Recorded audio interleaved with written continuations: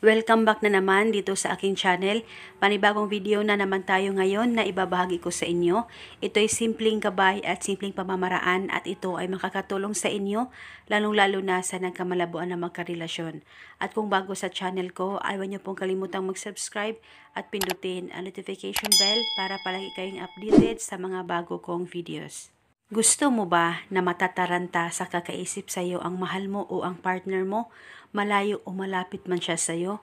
Lalong-lalo na ngayon na may tampuhan kayo sa isa't isa at nararamdaman mo na siya ay galit sa iyo dahil sa pinag-awayan ninyong dalawa at hanggang ngayon ay hindi pa rin kayo okay na dalawa.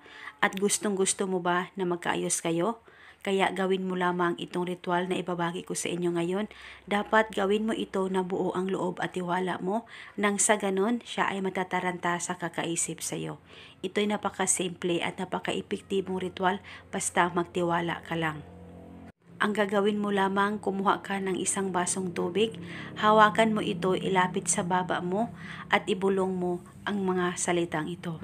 Pangalan at apelido, ikaw ay matataranta sa kakaisip sa akin kahit saan ka man naroon ngayon.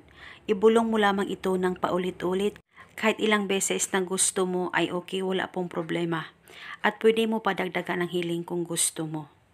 Katapos mo nang mabulong ang spell, ay inumin mo na itong tubig na nasa baso na ginawan mo ng ritual. Inumin mo lamang ito at paniguradong siya ay matataranta sa kakaisip sa iyo. At ang ritual na ito ay pwede mo ito gawin bago ka matulog o di kaya pagkagising mo sa umaga o sa kahit na anong oras na gusto mo ay pwede mong gawin ito as long as naniniwala ka sa mga ganitong pamamaraan.